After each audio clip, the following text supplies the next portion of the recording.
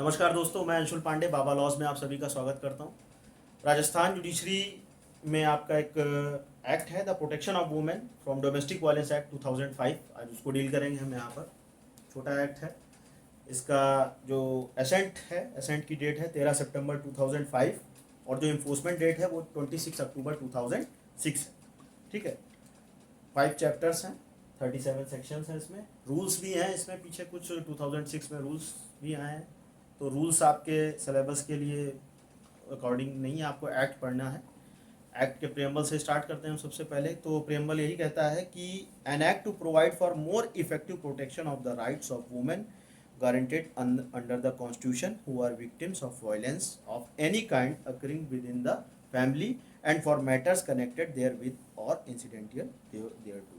ठीक है, उससे रिलेटेड मैटर्स जो भी अनुषंगिक विषयों का उपबंध करने के लिए ये अधिनियम बनाया गया है, जो कि किसी भी प्रकार की हिंसा से पीड़ित होने वाली है, कुटुंब के भीतर जो भी हिंसाएं हो रही हैं उनसे रिलेटेड है। आ जाते हैं चैप्टर 1 पे।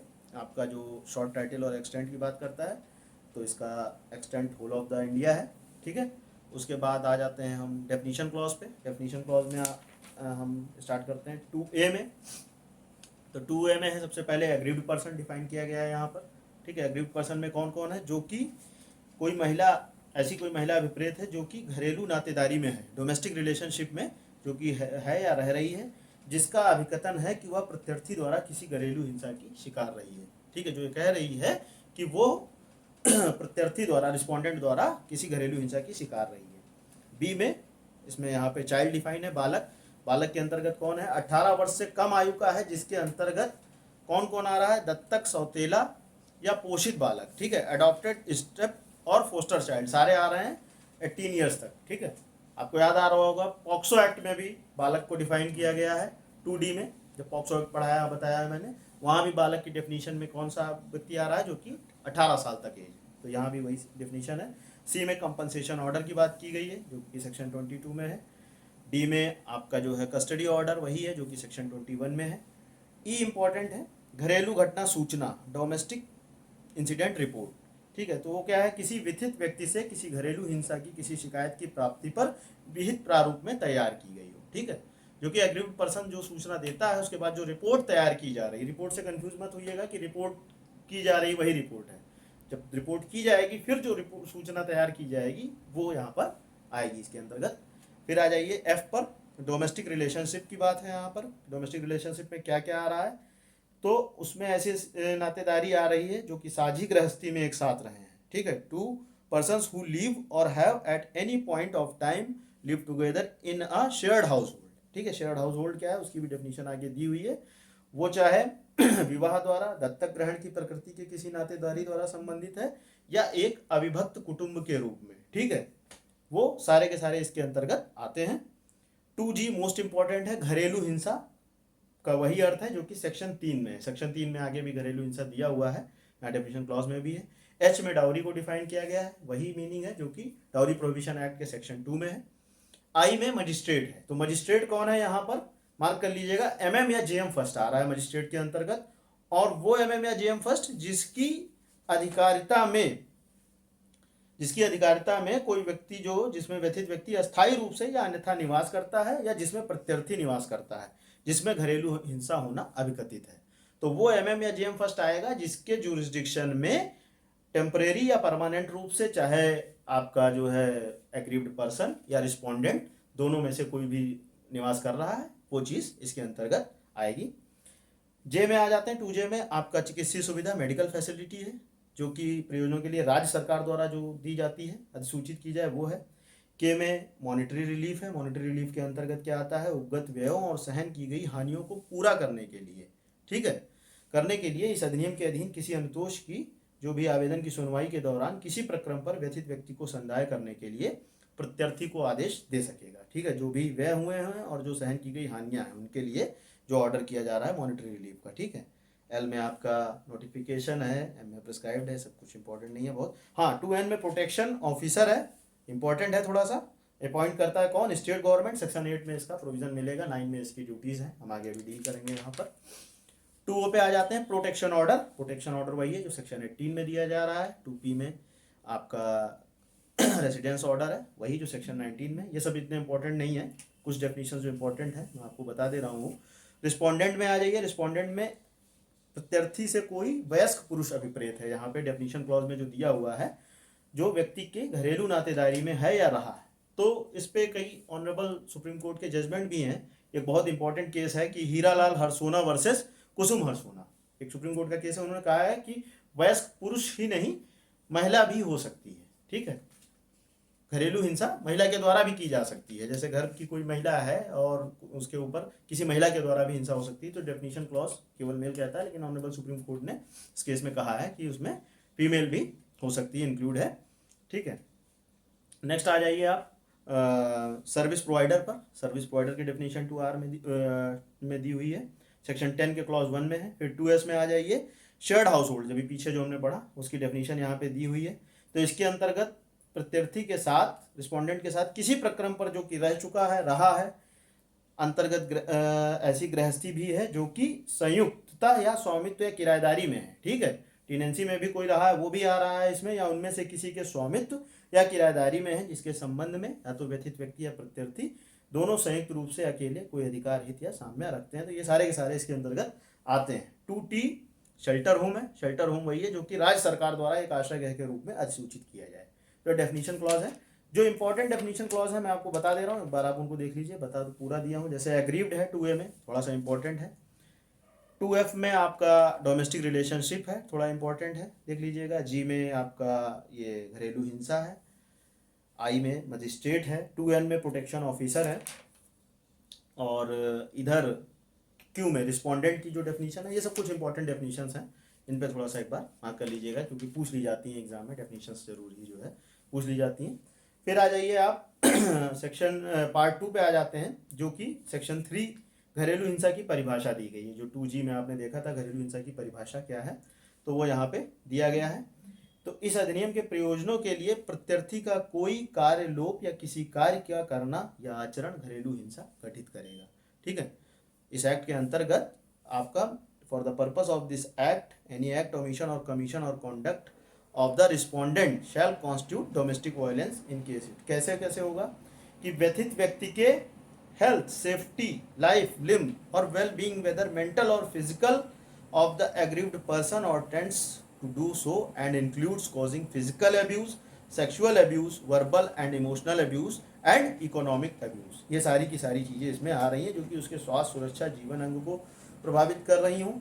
ठीक है, या फिर उसको शारीरिक दुरुपयोग, लैंगिक दुरुपयोग, मौखिक या भावनात्मक दुरुपयोग और आर्थिक दुरुपयोग कारित करनी भी हैं, सब आती हैं। फिर बी पे कहता है कि दहेज या अन्य संपत्ति या मूल्यवान प्रतिभूति के लिए, किसी विधि विरुद्ध मांग की पूर्ति के लिए उसका जो है उत्पीड़न करता है या अपहानि करता है। क्लॉज सी पे आ जाइए, कहता है कि जो ए या बी के अंतर्गत है, इन कृत्यों के लिए उसको धमकी का प्रभाव उसके ऊपर रखता है। या डी में कह रहा है कि ऐसी क्षति पहुंचाता है, उत्पीड़न करता है, चाहे वह शारीरिक हो या मानसिक। ठीक है, फिजिकल और मेंटल को क्षति देता है। फिर जो ऊपर आपने पढ़ा है कि physical abuse, sexual abuse, verbal, emotional abuse, economic abuse, तो इन सबको एक्सप्लेनेशन में डिफाइन किया गया है। फिजिकल अब्यूज में क्या क्या आ रहा है, स्पष्टीकरण 1 में देखिए, यह ऐसी प्रकृति का है जो शारीरिक पीड़ा, अपहानि या उसके जीवन, अंग, स्वास्थ्य को खतरा कारित करता है। ये सारा का सारा आएगा। इसके अंतर्गत हमला, आपराधिक अभित्रास और आपराधिक बल भी है। ये सारा का सारा इसके अंतर्गत आता है। फिर आ जाइए सेक्सुअल अब्यूज, सेकंड में दिया हुआ है। सेक्सुअल अब्यूज में क्या कह रहा है, ऐसा कोई आचरण अभिप्रेत है जो महिला की गरिमा का दुरुपयोग, अपमान, तिरस्कार करता है या उसका अन्यथा अतिक्रमण करता है। ठीक है, फिर थर्ड पे आ जाइए, जो कि वर्बल और इमोशनल अब्यूज को डिफाइन कर रहा है। इसमें क्या क्या आ रहा है, तो उसमें उसका इंसल्ट है, उपहास, तिरस्कार, गाली और विशेष रूप से संतान या नर बालक के न होने के संबंध में अपमान या उपहास। ठीक है, देखते हैं कई जगह आज भी काफ़ी हमारे समाज का परिदृश्य बदल चुका है, लेकिन उसके बावजूद भी कई जगह ऐसी घटनाएं देखी जाती हैं कि अगर महिला, जो कि विवाहित महिला है, अगर उसको संतान में पुत्र नहीं हो रहा है तो उसको ससुराल में परेशान किया जाता है, उसको जो है प्रताड़ित किया जाता है। तो ये इसमें इसके अंतर्गत आ जाएगा, वर्बल एंड इमोशनल एब्यूज़ के अंतर्गत ये ऑफेंस है कि अगर पुत्र नहीं हो रहा है, उसको लगातार टॉर्चर किया जा रहा है, तो it is also domestic violence. ठीक है, तो नेक्स्ट में आ जाइए, किसी ऐसे व्यक्ति को शारीरिक पीड़ा कारित करके लगातार धमकियां देना जिसमें व्यथित व्यक्ति हितबद्ध है, ये सारा कुछ। Economic abuse includes, economic abuse में क्या क्या आ रहा है, तो उसको आर्थिक वित्तीय संसाधनों से वंचित कर देना। क्लॉज ए में ये कह रहा है जो भी घरेलू आवश्यकताओं के उसके बालकों के लिए और उन तक सीमित नहीं है, उनसे ज़्यादा भी हो सकती है, वो सारी की आ रही उनसे वंचित कर देना। या फिर कुछ ऐसी चीज़ें जो कि disposal of house hold effects, any alienation of assets movable और रिमूवेबल वैल्यूएबल्स, ये सारी की सारी चीज़ें जिसमें कि व्यथित व्यक्ति कोई हित रखता है, उसके प्रयोग के लिए हकदार है युक्त रूप से, उनको जो है उसके संक्रामण से उसको वंचित कर देना। या फिर संसाधनों या सुविधाओं तक जिनका घरेलू नातेदारी के आधार पर वो व्यक्ति उपयोग या उपभोग करने के लिए हकदार है, ठीक है, इसके अंतर्गत साझी गृहस्थी तक पहुंच भी है, लगातार पहुंच के लिए प्रतिषेध या निर्बंधन, वो सारे के सारे आएंगे। और स्पष्टीकरण 2 बताता है कि ये सारा का सारा घरेलू हिंसा गठन करता है कि नहीं, मामले की संपूर्ण तथ्यों पर ध्यान दिया जाएगा, जो सारे के सारे ओवरऑल फैक्ट्स एंड सर्कमस्टेंसेस पे ध्यान दिया जाएगा, तब माना जाएगा कि ये डोमेस्टिक वायलेंस है या नहीं है। फिर आ जाइए चैप्टर 3 पर, जो कि सेक्शन 4 से 11 है आपका, संरक्षण अधिकारियों, सेवा प्रदाताओं आदि की शक्तियां और कर्तव्य। तो सेक्शन 4 बात करता है संरक्षण अधिकारी को जानकारी का दिया जाना और जानकारी देने वाले के दायित्व का अपवर्जन, ठीक है। तो कोई व्यक्ति, ठीक है, ध्यान रखिएगा, एनी पर्सन, कोई भी व्यक्ति जो है जानकारी दे सकता है जिसके पास ऐसा विश्वास करने का कारण है कि घरेलू हिंसा का कोई कार्य हो चुका है या हो रहा है या किए जाने की संभावना है, तो वह संबद्ध संरक्षण अधिकारी को इसके बारे में जानकारी दे सकता है। अच्छा, सपोज दैट किसी ने जानकारी दे दी और एक्चुअल में वैसी चीज़ नहीं निकली, लेकिन उसने अगर सद्भावपूर्वक जानकारी दी गई है तो क्लॉज 2 में उसके लिए प्रोटेक्शन दिया गया है कि उसको लायबल नहीं किया जाएगा कि अगर वो जानकारी उसने दी थी लेकिन उसमें ऐसा कोई मामला नहीं निकला। फिर सेक्शन 5 पे आ जाइए, duties of police officer, service providers and magistrate, इनकी ड्यूटीज़ क्या होंगी। तो पुलिस अधिकारी, संरक्षण अधिकारी, सेवा प्रदाता, ठीक है, सर्विस प्रोवाइडर, मजिस्ट्रेट, जिसे घरेलू हिंसा की कोई भी शिकायत प्राप्त हुई है तो घटना के स्थान पर या अन्यथा उपस्थित है, जब घरेलू हिंसा की किसी घटना की सूचना उसको दी जाती है तो वह क्या क्या व्यथित व्यक्ति को, जो एग्रीव्ड पर्सन है, उसको क्या क्या बताएगा, इन सबकी ड्यूटीज़ क्या हैं। तो इस अधिनियम के अधीन संरक्षण आदेश, धनीय राहत या अभिरक्षा आदेश, ठीक है, कस्टडी, या फिर उसके रेजिडेंशियल के लिए निवास आदेश, प्रतिकर आदेश, एक से अधिक आदेश या किसी अनुतोष को अभिप्राप्त करने के लिए आवेदन करने के उसके अधिकार की उसकी जानकारी देगा। सर्विस प्रोवाइडर्स की क्या अवेलेबिलिटी है उसके बारे में उसको जानकारी दी जाएगी, ठीक है। Plus legal services authorities act के अंतर्गत फ्री लीगल सर्विस उसको मिल सकती है, इसकी उसको जानकारी दी जाएगी। और साथ ही साथ धारा 498A के अधीन किसी परिवार के फाइल करने के उसके अधिकार की भी, कि डोमेस्टिक वायलेंस में तो आप आ ही रहे हो, लेकिन 498A जो कि क्रुएल्टी की बात करता है उसके अंतर्गत भी आप आ सकते हो, तो उस व्यथित व्यक्ति को ये सारी जानकारी प्रोवाइड कराई जाएगी इन समूह के द्वारा।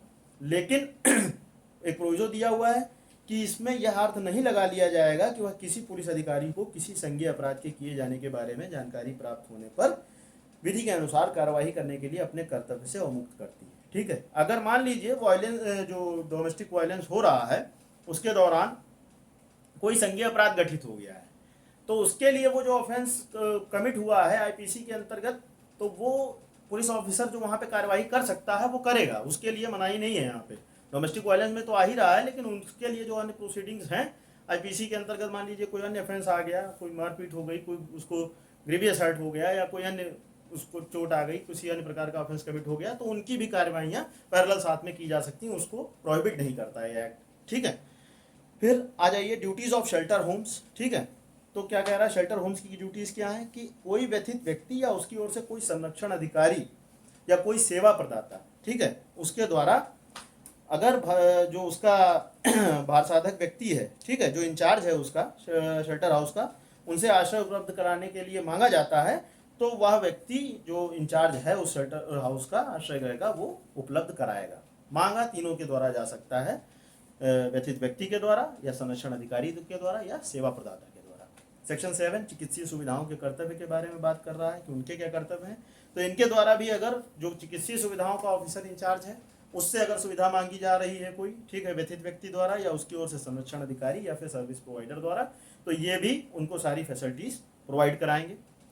सेक्शन 8 पे आ जाते हैं, अपॉइंटमेंट ऑफ प्रोटेक्शन ऑफिसर्स, ठीक है, 2N में डिफाइन था, वहाँ ये लिखा हुआ था स्टेट गवर्नमेंट इनको अपॉइंट कर रही है। तो दोस्तों मार्क कर लीजिएगा कि कितने तो यहाँ पे कोई प्रिस्क्राइब नहीं है, जितनी आवश्यकता हो उतने संरक्षण अधिकारी यहाँ पर अपॉइंट किए जा सकते हैं, जितने भी आवश्यकता हो अधिसूचित किए जा सकते हैं। प्रदत्त शक्तियों का प्रयोग और कर्तव्यों का पालन करेगा, ठीक है, उनको अधिसूचित किया जाएगा जितने भी हो सकते हैं। और जहाँ तक संभव हो वो महिलाएं होंगी, जहाँ तक संभव हो सकता है वो महिलाएं होंगी, और अर्हताएं और अनुभव होंगे जो विहित किया जाए। और संरक्षण अधिकारी उसके अधीनस्थ अन्य अधिकारियों को सेवा के निबंधन और शर्तें ऐसी होंगी जो विहित की जाएं, वो शर्तें पालन की जाएंगी, जो कि शर्तें इस एक्ट के द्वारा विहित की जाएंगी। आगे आते हैं हम सेक्शन 9, जो कि संरक्षण अधिकारियों के कर्तव्य और कृत्य के बारे में बात करता है। तो संरक्षण अधिकारियों के कर्तव्य क्या क्या होंगे? क्लॉज ए में दिया गया है कि वो मजिस्ट्रेट को जो है उनको जो है असिस्ट करेंगे, ठीक है। फिर क्लॉज बी में आपको है कि मजिस्ट्रेट को सूचना तथा पुलिस अधिकारी व सेवा प्रदाता को उसकी सूचना प्रति दी जाएगी, जो भी उनको सूचना मिलेगी, ठीक है। क्लॉज सी में आ जाइए, तो मजिस्ट्रेट को अनुतोष के लिए आवेदन करेंगे वो जो भी होंगे, ठीक है। क्लॉज सी में आ जाते हैं। फिर क्लॉज डी में आते हैं हम कि यह सुनिश्चित करेंगे कि अगर विधिक सहायता उपलब्ध कराई गई है तो वह विहित रूप में जिसमें शिकायत की जानी है मुफ्त उपलब्ध कराई जाएगी, ठीक है। तो ये बहुत ही इंपॉर्टेंट नहीं है पीटी पॉइंट ऑफ व्यू से, लेकिन हम लोग एक बार रीड कर लेते हैं, देख लेते हैं इन सेक्शंस को थोड़ा सा, क्लॉजेस को। सेवा प्रदाताओं की जो विधिक सहायता का या परामर्श, आश्रय गृह और चिकित्सा सुविधाएं उपलब्ध कराते हैं उनका एक लिस्ट रखेंगे, ठीक है, जो ये लोग रहेंगे आपके संरक्षण अधिकारी, ठीक है। आगे आ जाएं कि सुरक्षित आश्रय गृह का उपलब्ध कराना, ऐसी अपेक्षा करता है व्यथित व्यक्ति अगर, तो उनको अगर वो अपेक्षा करें तो जब वो उनको आश्रय गृह में सौंपेंगे तो उसकी एक अपनी सूचना जो है एक प्रति पुलिस थाने को, और जहाँ पे वह आश्रय गृह अवस्थित है अधिकारिता रखने वाले मजिस्ट्रेट को भी एक सूचना उसकी दी जाएगी। मेडिकल रिपोर्ट की कॉपी भी पुलिस और मजिस्ट्रेट को दी जाएगी इनके द्वारा। फिर अगर 20 के अधीन कोई आर्थिक अनुतोष के लिए आदेश पारित किया गया है मॉनेटरी रिलीफ के लिए, तो ये देखेंगे कि उसका कंप्लायंस हुआ है कि नहीं, और जो भी अन्य एक्ट्स इनको सौंपे जाएं वो सारे कृत्य ये करेंगे। क्लॉज 2 इसका इंपॉर्टेंट है, संरक्षण अधिकारी मजिस्ट्रेट के नियंत्रण और पर्यवेक्षण के अधीन होगा, ठीक है। संरक्षण अधिकारी मजिस्ट्रेट के नियंत्रण और पर्यवेक्षण के अधीन होगा। ये पीटी के पॉइंट ऑफ व्यू से इंपॉर्टेंट है कि वो किसके पर्यवेक्षण में काम करेगा, तो मजिस्ट्रेट के नियंत्रण और उसके पर्यवेक्षण में काम करेगा। आ जाता है सेक्शन 10 सर्विस प्रोवाइडर्स पर। तो सर्विस प्रोवाइडर्स कौन होंगे? सर्विस प्रोवाइडर्स वो होंगे जो कि इसमें दिया हुआ है कि महिलाओं के अधिकारों और हितों का संरक्षण करना है, जिनके अंतर्गत कोई जो संस्थाएं काम कर रही हैं वो सोसाइटी रजिस्ट्रेशन एक्ट या कंपनीज एक्ट के अंतर्गत जो है वो स्वयं को इस अधिनियम के प्रयोजनों के लिए सेवा प्रदाता के रूप में रजिस्टर कराएंगे, वो लोग इसके अंतर्गत आएंगे। क्लॉज 2 में आ जाइए, जो धारा 1 के अधीन रजिस्ट्रीकृत है निम्नलिखित शक्तियाँ होंगी उनको कि घरेलू हिंसा की जो सूचना मिलेगी सर्विस प्रोवाइडर को, उसकी एक प्रति मजिस्ट्रेट व संरक्षण अधिकारी को देंगे वो, ठीक है। फिर क्लॉज बी पे आ जाइए आप, सेक्शन 10 के बी में, 2 के बी में, कि चिकित्सीय रिपोर्ट की प्रति प्रोटेक्शन ऑफिसर व पुलिस थाने को दी जाएगी। और क्लॉज सी पे आ जाइए, जो भी आश्रय गृह में सौंपा जाएगा उसकी सूचना पुलिस अधिकारी को दी जाएगी, ठीक है। फिर क्लॉज 3 जो 10 का है वो बताता है कि अगर सद्भाव पूर्वक किए गए कार्य के लिए संरक्षण है, कि अगर कोई भी कार्रवाइयाँ गुड फेथ में की गई हैं, ठीक है। गुड फेथ वही जो आईपीसी के सेक्शन 52 में डिफाइन किया गया है, हर जगह रहता है यहाँ पर। तो गुड फेथ में अगर जो भी कार्रवाइयाँ की गई हैं उनमें यहाँ पर प्रोटेक्शन दिया गया है, उसमें वो लायबल नहीं होगा, ठीक है। फिर आ जाइए सेक्शन 11 ड्यूटीज ऑफ गवर्नमेंट, की गवर्नमेंट की ड्यूटीज क्या होंगी। तो केंद्रीय सरकार और प्रत्येक राज्य सरकार यह सुनिश्चित करने के लिए सभी उपाय करेगी कि जो ये एक्ट है इसका प्रचार प्रसार किया जाए, ठीक है।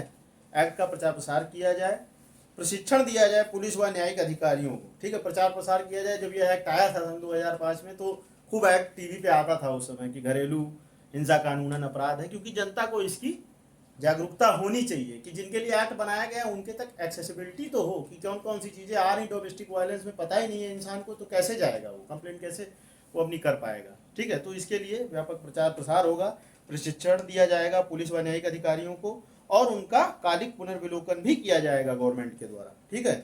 और न्यायालयों को इसके लिए अंतर्गत न्यायालयों को तैयार करना और किसी स्थान पर स्थापित करना भी है, ये सब प्रोटोकॉल्स वगैरह देखे जाएंगे। फिर चैप्टर 4 पे आ जाते हैं हम, जो कि डील करता है प्रोसीजर फॉर ऑब्टेनिंग ऑर्डर्स और रिलीफ्स, ठीक है। बेयर एक्ट में आप लोग देखे रहिएगा, साथ ही साथ सेक्शन 12 में मजिस्ट्रेटों को आवेदन हो रहा है, ठीक है। सेक्शन 12 है एप्लीकेशन टू मजिस्ट्रेट। तो कोई व्यथित व्यक्ति या संरक्षण अधिकारी या व्यथित व्यक्ति की ओर से कोई अन्य व्यक्ति इस अधिनियम के अधीन एक या अधिक अनुतोष प्राप्त करने के लिए मजिस्ट्रेट को आवेदन प्रस्तुत कर सकता है। कौन कौन कर रहा है? व्यथित व्यक्ति, प्रोटेक्शन ऑफिसर या उसकी ओर से कोई अन्य व्यक्ति, इन सबके द्वारा जो है एप्लीकेशन दिया जा सकता है। और जब एप्लीकेशन दिया जाएगा तो मजिस्ट्रेट जो कि उससे पहले जो सेवा प्रदाता है उनके द्वारा प्राप्त किसी घरेलू हिंसा की सूचना पर विचार करेंगे, तब उसके बाद कोई एक्शन लेंगे। और क्लॉज 2 कह रहा है कि डोमेस्टिक वायलेंस के अतिरिक्त भी वो कोई सूट फाइल कर सकते हैं इन क्षति के जो प्रतिकर या उनकी नुकसानी के लिए, उसके लिए कोई मनाही नहीं। और लेकिन अगर वैसा कोई सूट फाइल किया जा रहा है और सपोज दैट यहाँ पर भी कोई कंपनसेशन दिया गया है तो उसको सेट ऑफ कर लिया जाएगा, मुजरा किया जाएगा। इसमें लिखा हुआ है कि जो भी रकम होगी, मान लीजिए यहाँ पर कुछ उनको कंपनसेशन दिया गया, कुछ उनको दिया गया मॉनेटरी रिलीफ यहाँ पर, और वो किसी क्रिमिनल या सिविल लाइबिलिटी में और ला रहे हैं उस व्यक्ति को, तो जो अमाउंट यहाँ पर इस एक्ट के अंतर्गत उनके पे हो गया है, अगर वहाँ कोई उनके अगेंस्ट फिर से हो रहा है तो यहाँ का जो अमाउंट है जो उनको प्रोवाइड कराया जा चुका है वो उसमें एडजस्ट कर लिया जाएगा।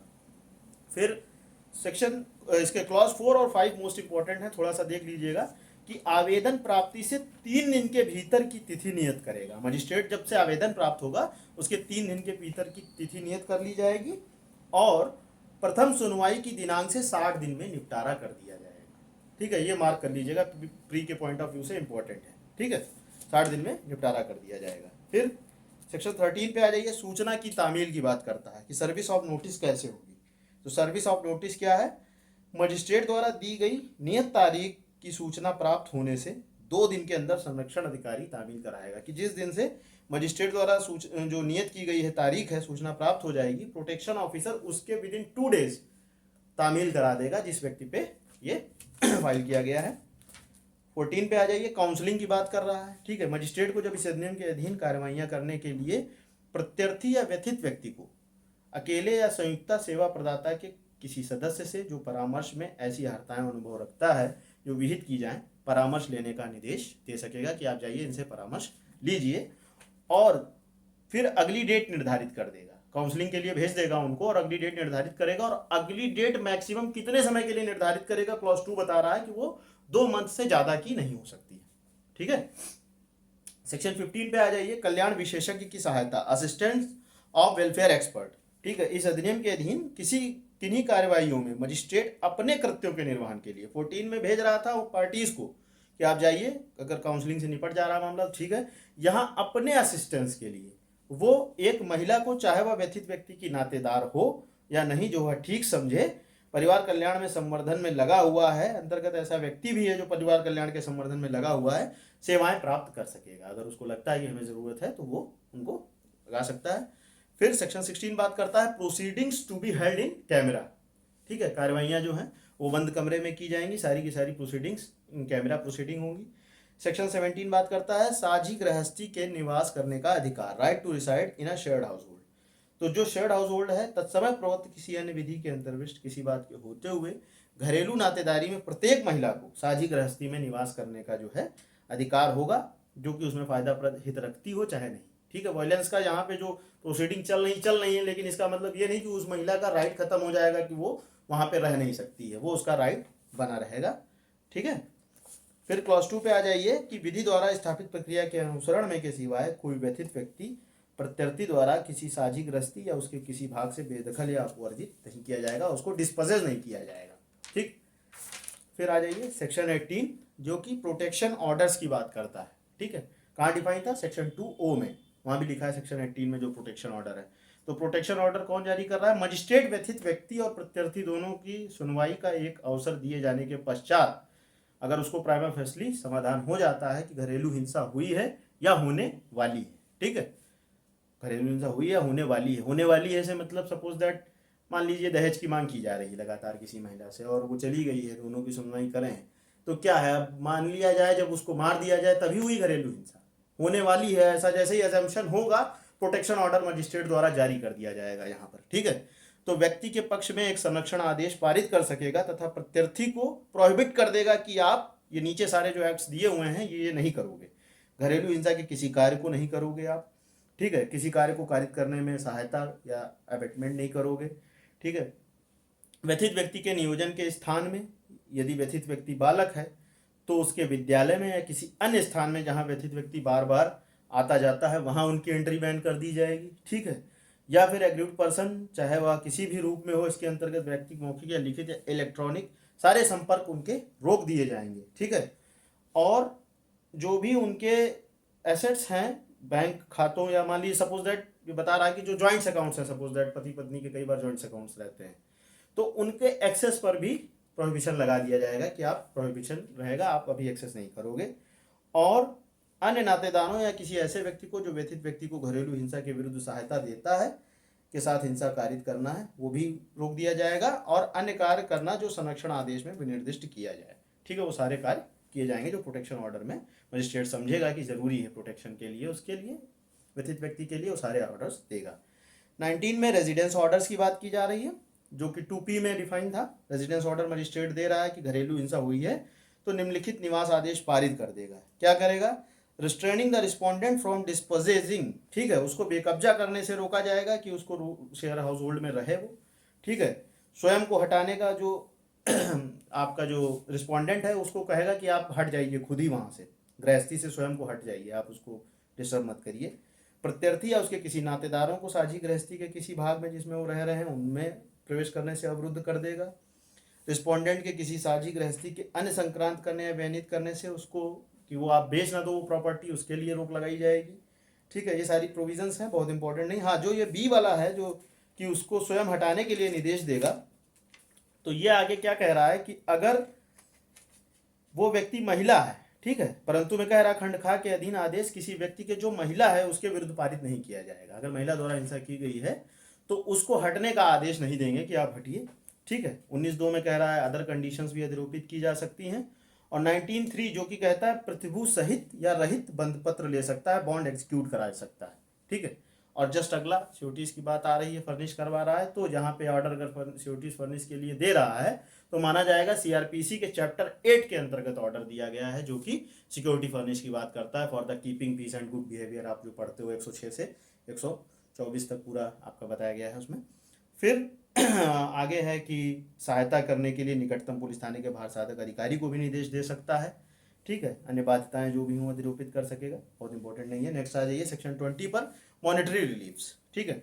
तो किसी आवेदन का निपटारा करते समय मजिस्ट्रेट घरेलू हिंसा के परिणाम स्वरूप व्यथित व्यक्ति और व्यथित व्यक्ति के किसी संतान द्वारा उपगत व्यय और सहन की गई हानियों के लिए एक धनी अनुतोष का ऑर्डर दे सकता है। लेकिन वो जो नीचे दिए हुए हैं ABCD ये दिए हुए हैं यहीं तक लिमिटेड नहीं रहेंगी, इससे ज़्यादा भी हो सकती हैं कि the loss of earnings, medical expenses, ठीक है, प्लस आपका व्यथित व्यक्ति के नियंत्रण में से किसी संपत्ति के नाश, नुकसानी या हटाए जाने के कारण हुई हानि, ठीक है।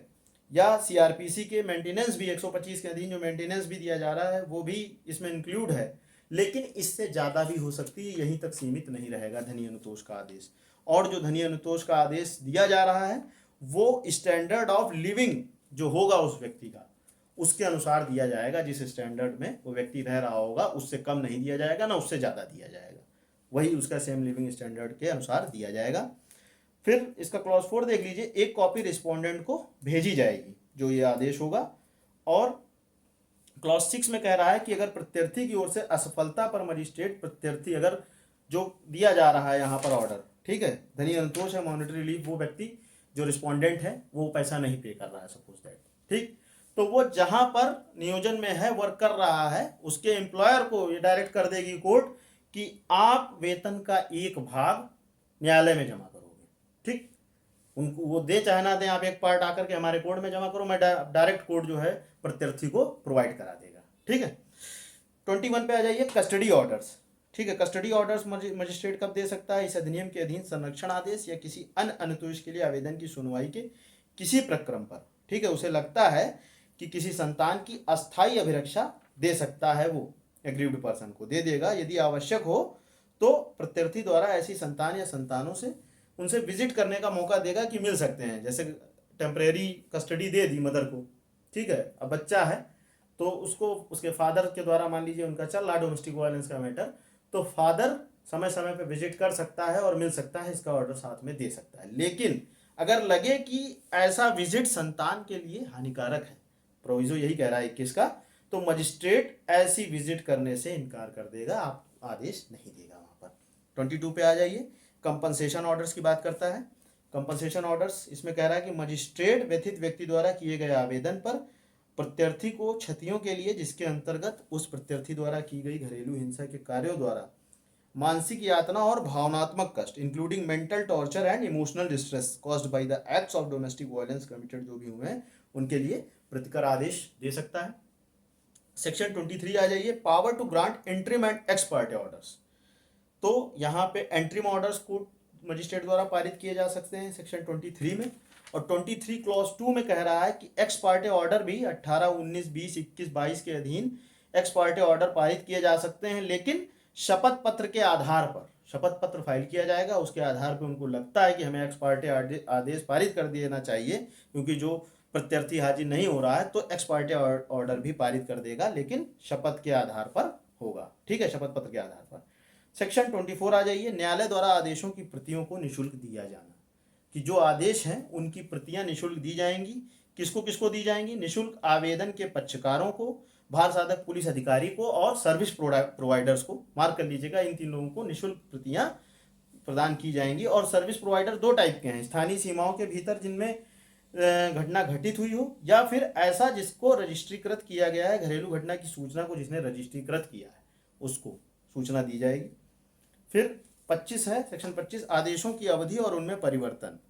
तो आदेश तब तक प्रवर्तन में रहेगा जब तक कि लिखा है till the aggrieved person applies for discharge, जब तक एग्रीव्ड पर्सन डिस्चार्ज के लिए अप्लाई नहीं कर देता। ऊपर के सारे जो आप ऑर्डर्स पढ़ते आ रहे हैं ये सारे के सारे प्रवर्तन में रहेंगे। जैसे कि सीआरपीसी में आप पढ़ते हैं सेक्शन 70 में कि वारंट कब तक प्रवर्तन में रहेगा, तो वारंट तब तक प्रवर्तन में रहता है जब तक कि वो रद्द ना कर दिया जाए या उसका अनुपालन ना कर दिया जाए। तो ऑर्डर्स यहाँ पर जो हैं वो तब तक इन्फोर्समेंट में रहेंगे जब तक कि पार्टी अप्लाई नहीं कर देती कि साहब इसको डिस्चार्ज कर दिया जाए। इंपॉर्टेंट है, पीटी के पॉइंट ऑफ व्यू से मार्क कर लीजिएगा आप। नेक्स्ट आ जाइए सेक्शन 26, अन्य वाद्यों और विधिक कार्यवाहियों में अनुतोष, relief in other suits and legal proceedings. तो 18, 19, 20, 21, 22 के अधीन जो अनुतोष उपलब्ध है उनके अतिरिक्त कोई व्यक्ति सिविल कोर्ट, फैमिली कोर्ट या किसी क्रिमिनल कोर्ट में भी इनके लिए जा सकता है। पहले भी आपने पढ़ा, वो यहाँ पर भी यही बात कह रहा है कि उनके अधीन भी कोई रिलीफ हो तो क्लेम कर सकते हैं, मांग सकते हैं। 26(2) पे आ जाइए, धारा 1 में निर्दिष्ट कोई अनुतोष किसी अन्य अनुतोष के अतिरिक्त और उसके साथ साथ, ठीक है, जो कोर्ट ये दे रही है डोमेस्टिक वायलेंस का ऑर्डर जिस मजिस्ट्रेट द्वारा, उनसे ही किसी सिविल या दंड न्यायालय के समक्ष वाद या विधिक कार्यवाही में जो मांगा जाए रिलीफ मांगा जा सकता है। और क्लॉज 3 ये भी कह रहा है कि मान लीजिए पहले ही कोई सिविल, क्रिमिनल या फैमिली कोर्ट द्वारा अनुतोष प्रदान किया जा चुका है, सपोज दैट, ठीक, और उसके बाद यहाँ पे आ रहे हैं डोमेस्टिक वायलेंस के अंतर्गत, तो उस मजिस्ट्रेट को इन्फॉर्मेशन दी जाएगी। क्लॉज 3 यही कह रहा है कि साहब हम पहले भी रिलीफ ले चुके हैं और अब ये फिर से हम आए यहाँ पर। 27 जुरिस्डिक्शन की बात कर रहा है कि जुरिस्डिक्शन किसका होगा। तो जुरिस्डिक्शन है यहाँ पर जेएम फर्स्ट या एमएम का। कौन सा जेएम फर्स्ट या एमएम?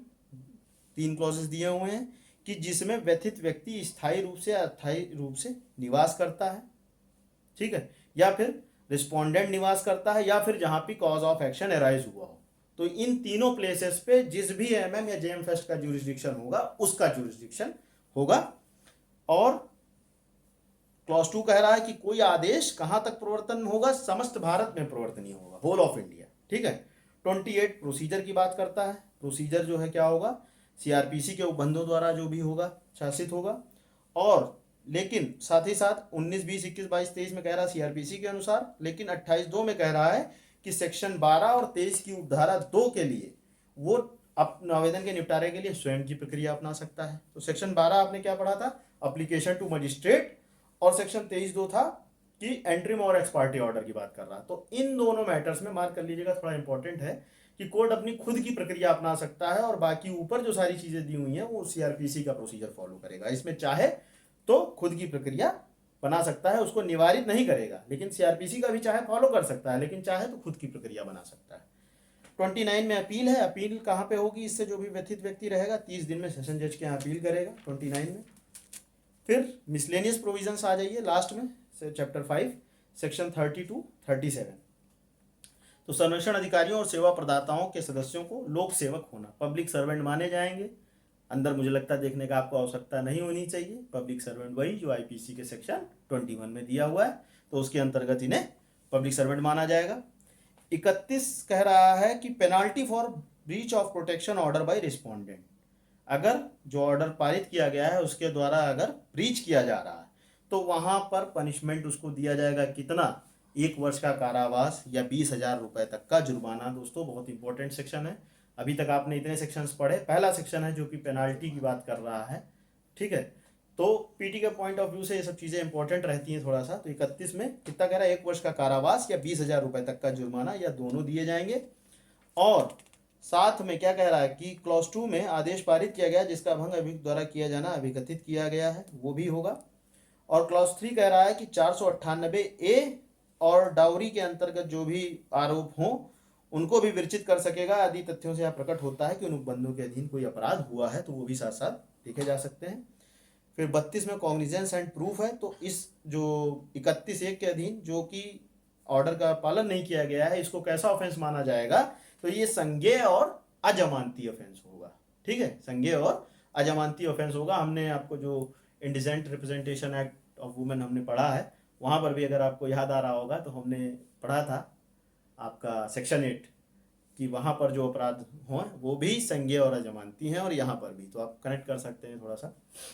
फिर आ जाइए इसके सेक्शन क्लॉज 2 पर कि एक अगर व्यथित व्यक्ति का एकमात्र प्रसाद उसने कह दिया कि साहब इन्होंने ये ऑर्डर का कंप्लायंस नहीं किया है, तो न्यायालय उसी के बिहाफ पर यह निष्कर्ष निकाल सकता है कि इसका पालन नहीं किया गया है। फिर आ जाए सेक्शन 33, ये संरक्षण अधिकारियों द्वारा कर्तव्यों का निर्वहन न करने के लिए शास्ति है। देखिए 31 में पेनाल्टी था कि वो रिस्पोंडेंट पे पेनाल्टी लगाई जा रही है, और 33 में प्रोटेक्शन ऑफिसर्स पर, ठीक है, जो कि प्रोटेक्शन ऑफिसर्स हैं वो अगर अपने कर्तव्यों का निर्वहन नहीं कर रहे हैं तो उन पे भी पेनाल्टी लगाई जाएगी। पेनाल्टी सेम है, 1 वर्ष तक का कारावास या 20,000 जुर्माना या दोनों, ठीक है। सेक्शन 34 पे आ जाइए, संरक्षण अधिकारी द्वारा किए गए अपराध का संज्ञान। तो राज्य सरकार द्वारा इस निमित्त उसके द्वारा प्राधिकृत किसी अधिकारी की पूर्व मंजूरी से कोई परिवाद फाइल नहीं किया जाता। अगर प्रोटेक्शन ऑफिसर के अगेंस्ट कोई कंप्लेंट फाइल करना है तो आप पढ़ते ही हैं कि सीआरपीसी में भी देखते हैं 197 वगैरह में वहाँ पे कि पब्लिक सर्वेंट्स के अगेंस्ट अगर है तो प्रीवियस सैंक्शन चाहिए, बस इतनी बात कर रहा है। 34 की प्रीवियस सैंक्शन अनिवार्य है। 35 कह रहा है कि गुड फेथ में अगर जो कार्यवाहियाँ की गई हैं उनके लिए प्रोटेक्शन प्रोवाइड करता है। और 36 अधिनियम का किसी अन्य विधि के अल्पीकरण में नहीं होगा, एडिशन में होगा, डेरोगेशन में नहीं होगा। और सेक्शन 37 जो लास्ट सेक्शन है, केंद्रीय सरकार की नियम बनाने की शक्ति, नियम बनाने की शक्तियाँ यहाँ पर किसको दी गई हैं, केंद्रीय सरकार की, ठीक है। तो और भी हम लोग पढ़ते हैं, बहुत इंपॉर्टेंट नहीं, लेकिन ये जानना जरूरी कि किस एक्ट में रूल्स बनाने का पावर्स किसको है। जैसे यहाँ पे इसको दिया गया है, इंडिसेंट रिप्रेजेंटेशन एक्ट हम लोग पढ़े हैं, वहाँ पर भी सेंट्रल गवर्नमेंट को ही है, ठीक है। पॉक्सो एक्ट पढ़े हैं हम लोग, वहाँ पर भी सेंट्रल गवर्नमेंट को ही है। लेकिन प्रोबेशन ऑफ ऑफेंडर्स एक्ट हम पढ़ते हैं, ठीक है, वहाँ पर स्टेट गवर्नमेंट को एम्पावर किया गया है। तो रूल्स बनाने का बस बहुत इंपॉर्टेंट नहीं, बस इतना जरूर ध्यान रखिए कि किसको है, क्योंकि पीटी में कभी कभी पूछ देता है कि रूल्स बनाने का पावर्स किसको है। तो दोस्तों ये डोमेस्टिक वायलेंस एक्ट समाप्त हुआ यहीं पर, और इनके एमसीक्यूज हमारी टीम के द्वारा डील किए जाएंगे आगे। और लेक्चर हमारा पसंद आया हो तो हमारे चैनल को लाइक शेयर सब्सक्राइब करें, और साथ ही साथ आप लोग व्यूज़ आ रहे हैं आप सभी के, अगर अच्छा लग रहा है लेक्चर तो उसको लाइक भी कर दिया करें आप लोग। और अगर कोई कमी है, कोई कुछ आपको सजेशंस हैं आपको हमारे चैनल के लिए, तो वो भी आप कमेंट्स के माध्यम से हमसे कह सकते हैं। धन्यवाद।